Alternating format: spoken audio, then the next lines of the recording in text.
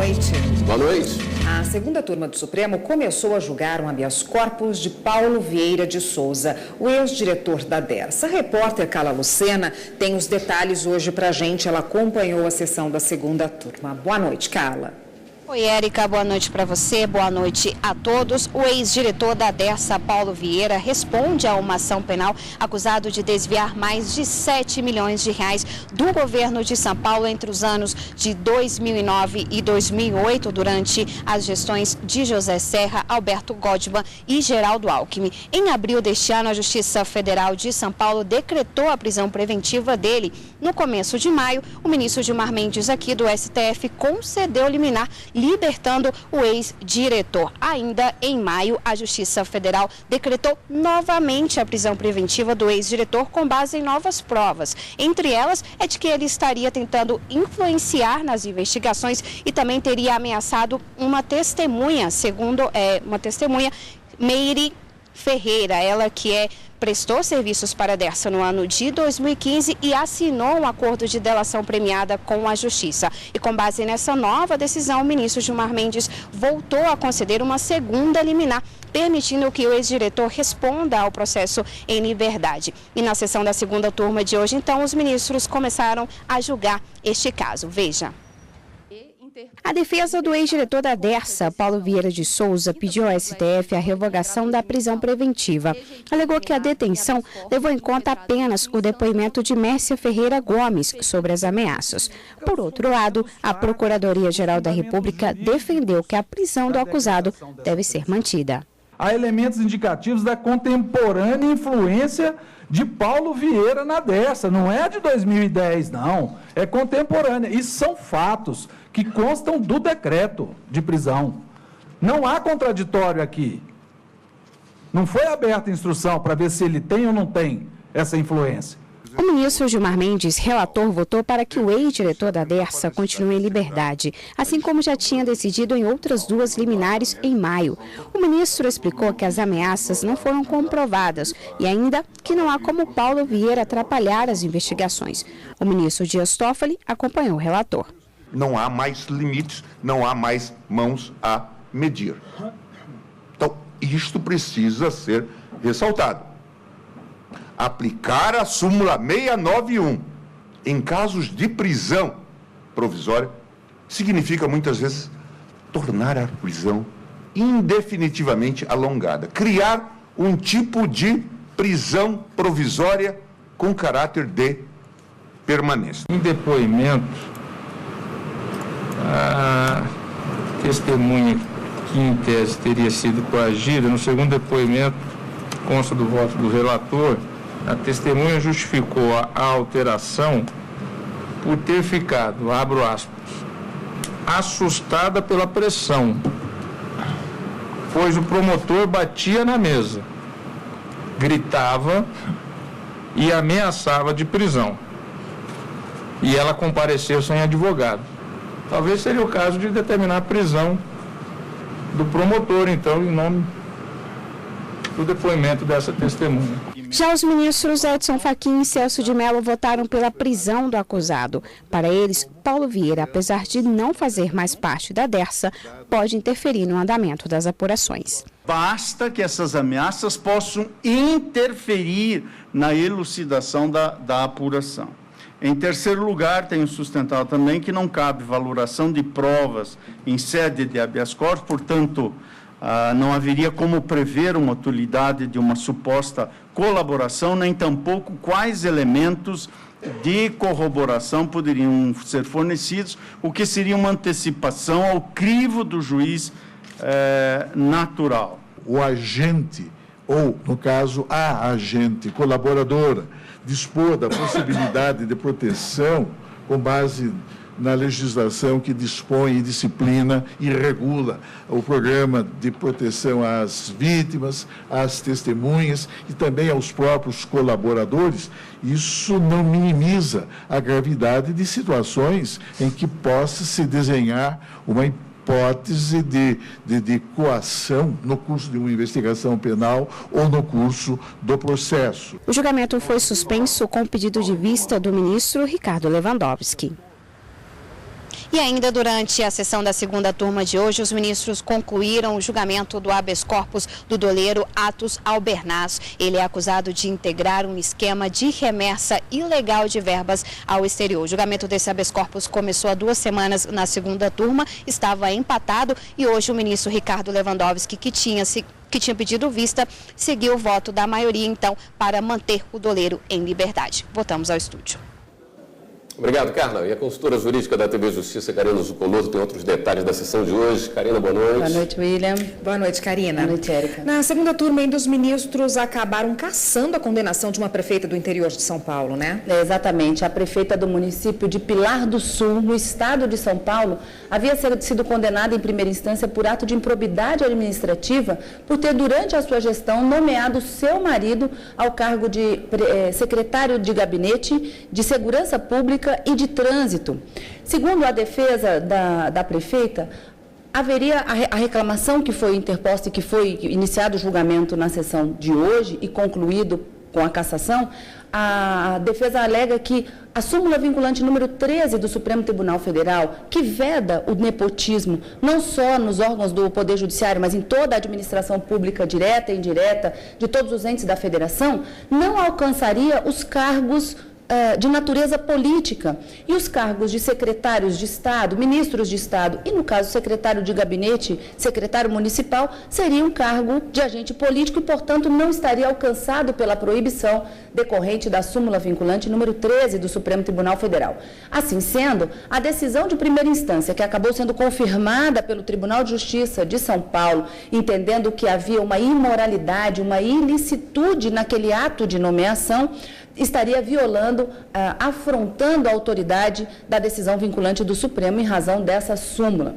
O relator, ministro Edson Fachin, entendeu que a reclamação não seria o instrumento hábil para se discutir isso. Então, portanto, ela não seria cabível, porque ela buscava derrubar uma decisão do Superior Tribunal de Justiça, que, por outros fundamentos, manteve a decisão da condenação por improbidade administrativa sem perpassar pela súmula vinculante número 13 e que, portanto, a reclamação, que é uma ação para se garantir essa autoridade da decisão do Supremo, estaria sendo utilizada como um recurso e isso não seria cabível. Mas os demais ministros entenderam que, à luz do que determina a súmula vinculante e à luz da jurisprudência que foi criada aqui no tribunal, no sentido de que, em havendo um cargo de um agente político, é possível que haja uma relação de parentesco em relação dessa confiança, e o que a prefeita argumentou na sua defesa também era de que o marido preenchia os requisitos para o exercício da atribuição do cargo. Então, não só o fato dele ser marido, mas também que ele preenchia requisitos técnicos para o exercício do cargo à frente daquela secretaria. E, portanto, os ministros acabaram entendendo que o tribunal, tanto na primeira instância quanto na segunda instância, estariam trazendo outros argumentos diferentes daqueles que foram traçados pela súmula vinculante para condenar a prefeita pela improbidade administrativa e aí decidiram por cassar a decisão, afastando toda a condenação que havia sido imposta à prefeita, como suspensão dos direitos políticos por 3 anos, uma multa que teria sido aplicada e a proibição de contratar com os poderes públicos. Cassada, portanto, afastada essa condenação em relação à prefeita do município de Pilar do Sul, no estado de São Paulo. Amanhã você volta com detalhes da sessão de quarta? Amanhã a sessão plenária a partir das 14 horas. Obrigado, Karina. Até amanhã. Na primeira turma do STF, os ministros negaram o habeas corpus de um homem condenado por assassinar a irmã. Outro julgamento foi no caso de atentado violento ao pudor ocorrido em Minas Gerais. O réu, que é advogado, veio fazer a própria defesa. O nome não é divulgado porque o caso corre em segredo de justiça. Ele foi condenado por atentado violento ao pudor em 2008 pela 3ª Vara Criminal de Uberaba, em Minas Gerais. Na época, as 13 vítimas tinham idade entre 13 e 15 anos. O réu pedia a nulidade do processo-crime, alegando que as vítimas foram intimadas a depor contra ele. Mas o relator, ministro Marco Aurélio, negou o provimento ao recurso do réu. A alegada nulidade do processo por intimidação das vítimas não merece essa alegação acolhimento. Inexiste na impetração prova de terem sido os depoimentos obtidos mediante coação e ameaça. Não vicia a prova o fato de uma das vítimas haver sido apanhada na escola para ser ouvida, ou sentido medo de ser presa, ou alertada por policiais não identificados que deveria falar a verdade. Os outros ministros acompanharam o relator. O réu, que já cumpriu 7 anos de prisão, foi solto em junho passado por decisão liminar do ministro Marco Aurélio num outro processo. Aí surgiu um impasse.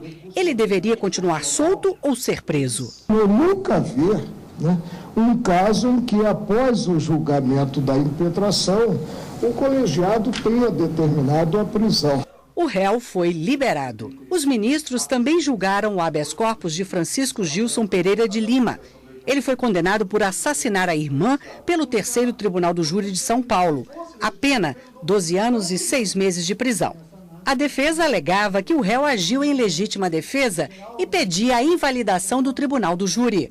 O relator ministro Marco Aurélio indeferiu a ordem. Penso que não se extravasou o campo próprio ao devido processo legal, consideradas as duas partes do processo crime. Por isso, estou indeferindo a ordem. Os outros ministros seguiram o mesmo entendimento e mantiveram a condenação. A Confederação Brasileira de Futebol foi condenada pela Justiça a pagar R$2 milhões aos árbitros de futebol como forma de danos morais por explorar comercialmente a imagem deles. A decisão é da 49ª Vara do Trabalho do Rio de Janeiro.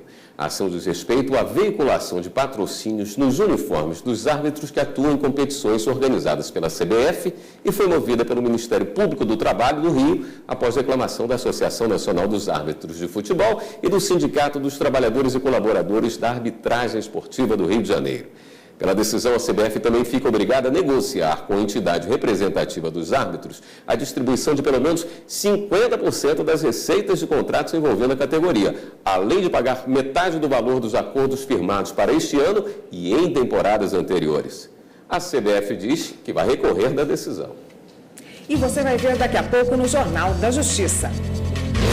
O brasileiro segura primeiro a sua casa e seu carro para depois pensar em segurar a si próprio.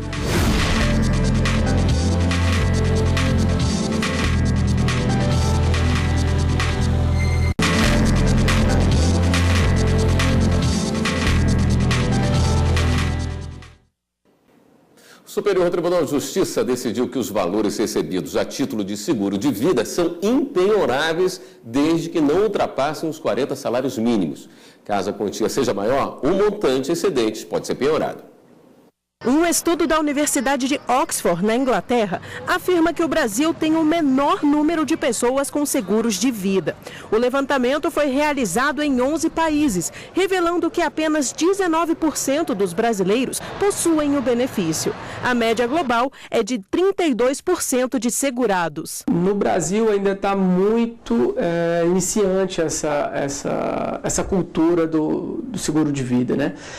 Em outros países, por exemplo, como o Japão e os Estados Unidos, as pessoas de lá ficam pasmos quando diz que o brasileiro segura primeiro a sua casa e seu carro para depois pensar em segurar a si próprio, né? Lá a cultura é totalmente diferente. Primeiro segura a pessoa e após segura o patrimônio. Em um caso analisado pelo STJ, uma mulher recebeu R$40 mil do seguro por causa da morte do marido. No entanto, ela tinha uma dívida de R$214 mil de uma sociedade empresarial que faliu e os sócios foram incluídos no polo passivo da execução. A credora tentou penhorar o valor recebido pelo seguro para sanar parte da dívida. No entanto, os ministros entenderam que a impenhorabilidade de determinados bens e direitos tem o objetivo de manter a mínima dignidade do executado. Por isso, eles aceitaram parcialmente o recurso da devedora e limitaram a penhora ao valor excedente a 40 salários mínimos, ou seja, acima de R$38 mil. Candidatos que vão disputar as eleições de outubro estão movimentando as redes sociais. O Tribunal Superior Eleitoral fez um levantamento e divulgou o gasto total declarado com impulsionamento na internet na segunda quinzena de agosto. O valor foi superior a R$2 milhões. O uso de redes sociais, seja no computador ou no smartphone, tem disparado no país nos últimos anos. De acordo com um levantamento do IBGE, o Brasil tem mais de 116 milhões de usuários ativos. O Facebook é a rede social preferida dos brasileiros, com aproximadamente 130 milhões de perfis. Em segundo vem o WhatsApp, com cerca de 120 milhões de usuários. O YouTube aparece em terceiro. 98 milhões de brasileiros acessam a rede com frequência. Na sequência, vem o Instagram e o Twitter. Com esse crescimento todo, as redes sociais não poderiam ficar de fora das campanhas. E essa é a primeira eleição em que é possível impulsionar o conteúdo na internet. De acordo com a legislação, as publicações precisam ser identificadas e contratadas apenas por partidos, coligações, candidatos e seus representantes. Além disso, a veiculação de propaganda eleitoral paga na internet é proibida. O uso de perfis falsos e robôs também não pode ser feito. A lei ainda prevê a responsabilização pela remoção de conteúdo e a possibilidade de direito de resposta. Segundo o Tribunal Superior Eleitoral, de 16 a 30 de agosto, candidatos e partidos gastaram pouco mais de 2 milhões de reais para impulsionar o conteúdo eleitoral na web. Teve candidato que declarou o valor de R$ 4,00, enquanto outro gastou R$ 188 mil. Os candidatos aos governos dos estados foram os que mais gastaram, R$ 650 mil. A disputa na internet por vagas na Câmara Federal custou R$ 597 mil aos candidatos. Nas assembleias legislativas, os gastos foram de R$ 398 mil. Na concorrência pelo Senado, o valor chegou a R$ 330 mil. E entre os presidenciáveis, o gasto foi de R$ 50 mil. 4 mandados de prisão foram cumpridos hoje na Operação Maracata. 2 pessoas foram presas no Rio de Janeiro e outras 2 na Bahia. Os agentes não encontraram um dos procurados na capital fluminense. Esse é um desdobramento da Operação Câmbio Desligo. O Ministério Público Federal e a Receita Federal investigam um possível esquema de evasão de divisas e sonegação fiscal envolvendo pedras preciosas de uma empresa que movimentou 44 milhões de dólares no banco paralelo do doleiro Dario Messer, que segue foragido. Além dos mandatos de prisão no Rio, a Polícia Federal cumpriu outros 14 de busca e apreensão, sendo 8 no Rio de Janeiro, 6 na Bahia. Uma imagem que marcou essa semana é a do fogo que destruiu o Museu Nacional do Rio de Janeiro no domingo. A Polícia Federal abriu um inquérito para investigar as causas do incêndio, mas as condições precárias do prédio já estavam sendo investigadas pelo Ministério Público Federal havia 2 anos. O governo federal tenta agora tomar medidas para reconstruir o museu. O presidente Michel Temer fez hoje pela manhã uma reunião para tratar do assunto. O fogo começou por volta das 7h30 da noite do último domingo e só foi controlado na madrugada de segunda-feira. O Museu Nacional abrigava cerca de 20 milhões de itens e quase nada resistiu ao fogo. Fósseis, múmias, registros históricos, tudo virou cinzas. Um museu com 200 anos e valor incalculável destruído em algumas horas. O Corpo de Bombeiros tentou minimizar o estrago e recebeu a ajuda de funcionários e historiadores para combater as chamas e impedir que elas chegassem a um local com produtos químicos, alguns inflamáveis usados para conservar animais raros. Apenas 4 vigilantes estavam no local, mas conseguiram sair a tempo. A Polícia Civil abriu inquérito e a investigação será conduzida pela Delegacia de Repressão a Crimes Ambientais e Patrimônio Histórico da Polícia Federal para apurar se o incêndio foi criminoso ou não. O museu foi criado por Dom João VI e este ano completou 200 anos. Ele também foi residência de um rei e 2 imperadores e a sede da primeira Assembleia Constituinte do Brasil. O local reuniu dos maiores acervos etnográficos, arqueológicos, científicos e culturais do país. O diretor do museu, Paulo Canus, lamentou a falta de política para preservar a história do Brasil. O museu também foi afetado pela crise financeira do Rio de Janeiro, que este ano fez uma vaquinha virtual para arrecadar R$100 mil e reabrir uma das salas mais importantes do museu, onde estava o primeiro dinossauro de grande porte montado no Brasil. E você vai ver a seguir no Jornal da Justiça. Carona solidária pode ser uma alternativa para gastar menos. A carona tem se tornado uma importante aliada, mas será que no dia a dia as pessoas utilizam ou oferecem carona?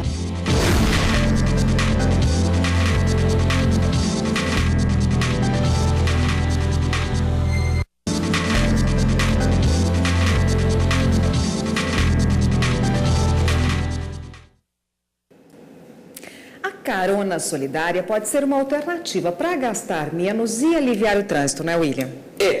Mas para a prática ser legal, não pode ocorrer pagamentos e nem ajuda no combustível. 51 milhões de veículos. Esse é o total de carros que o Brasil tem hoje, segundo o Departamento Nacional de Trânsito. São tantos que Rio de Janeiro, Recife, Fortaleza e São Paulo estão no ranking de cidades mais congestionadas do mundo. E sabe o que chama a atenção? Boa parte dos carros anda com apenas uma pessoa. Uma alternativa pode contribuir para desafogar as vias. Com certeza, em algum momento, você já deve ter visto esse símbolo aqui. Ele é universal e em todo o mundo significa pedir carona. Nos últimos anos, com o fluxo maior de veículos nas ruas, gerando engarrafamentos e ainda os problemas do transporte público, a carona tem se tornado uma importante aliada. Mas será que no dia a dia as pessoas utilizam ou oferecem carona? Se for de um vizinho, de uma pessoa que eu conheço, eu pegaria. Mas se fosse uma pessoa que eu não conheço, eu não pegaria. Eu acho muito interessante porque é ecologicamente sustentável e acho que por isso é uma boa opção mesmo. Já Eduardo, no começo do ano, fez uso da carona solidária. O economista mora a cerca de 25 quilômetros do centro de Brasília e compartilhava o carro com o vizinho para ir trabalhar. Acho que é algo interessante porque ela reduz a demanda, por uso de veículos próprios, e estacionamento. Mas atenção! A carona solidária, para ser legal, não pode envolver pagamentos, nem aquela ajuda para a gasolina. O que caracteriza a carona solidária hoje é o transporte não remunerado, e sim por cortesia. Não pode haver nenhum tipo de remuneração e a pessoa sempre dá carona para amigos, para colegas de um ponto a outro. Na internet e nas redes sociais há muitas propagandas, não só para dentro da cidade, mas também para viagens interestaduais. Caso aconteça algum acidente, existe diferença em como o motorista vai ser responsabilizado. Se o transporte não teve nenhum tipo de remuneração, o motorista só vai responder se houver dolo ou culpa do motorista. Agora, se houver qualquer tipo de remuneração, esse motorista vai responder diretamente pelos danos causados ao passageiro. As eleições gerais estão chegando, a propaganda eleitoral já está na TV e no rádio. É o momento do eleitor ficar atento às propostas dos candidatos. Isso mesmo. E a Justiça Eleitoral está empenhada em incentivar o eleitor e ir às urnas, aliás, e votar de forma consciente. Aos poucos, a população vai se dando conta da importância de votar com consciência. Que todos os brasileiros tomem consciência e estudem os candidatos. Analisar direitinho para quem vai votar consciente, né? Mas parece que tem gente que não pensa assim. O número de abstenções tem preocupado a Justiça Eleitoral. Nas eleições presidenciais de 2014, 19,4% dos eleitores não foram às urnas. Em 2010, 18,1% não votaram. E em 2006, esse percentual foi de 16,8%. O nome da criança? Isaías. Para tentar diminuir esses índices, uma campanha já está nas redes sociais, no rádio e na televisão. Esta aqui, meu filho. A ideia é mostrar que se você não escolher seu candidato, alguém pode definir por você. Mostrar para o eleitor que voto branco, voto nulo não cancela a eleição, isso é um mito eleitoral, que o importante mesmo é a pessoa ir às urnas e votar. Se você não vai lá e mostra qual é a sua vontade, outra pessoa vai escolher por você. Você não vota no seu candidato, vão votar em candidatos que de repente você não confia, não acredita, e a escolha vai ser de outra pessoa. Então é importante que o cidadão vá votar sim. Hora de dar um giro na rede, conferir as últimas notícias.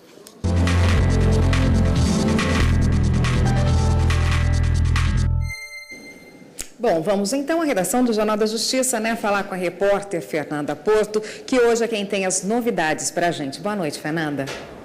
Boa noite, Érica. Boa noite, William. Boa noite para você que nos acompanha em casa. A gente começa o giro falando que a Defensoria Pública da União entrou com uma ação na Justiça Federal contra o INSS em razão da demora para responder os pedidos de benefícios. Por lei, o prazo máximo é de 45 dias. Mas, segundo a Defensoria, em todo o Brasil, cerca de 720 mil processos já passaram do prazo legal e ainda não foram analisados pelo INSS.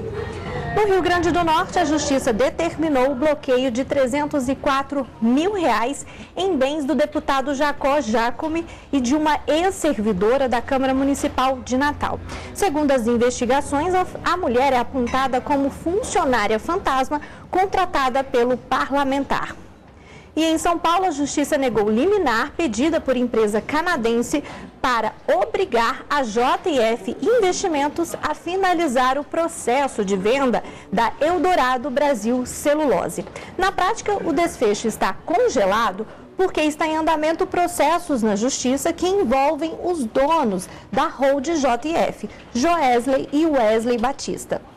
Eu fico por aqui, você em casa, para rever nossas reportagens, é só acessar nosso canal no YouTube, digita lá, TV Justiça Oficial. Érica, William. Obrigada, Fernanda. E o Jornal da Justiça, segunda edição de hoje, fica por aqui. Uma boa noite para você. Boa noite, continue com a programação da TV Justiça e até amanhã.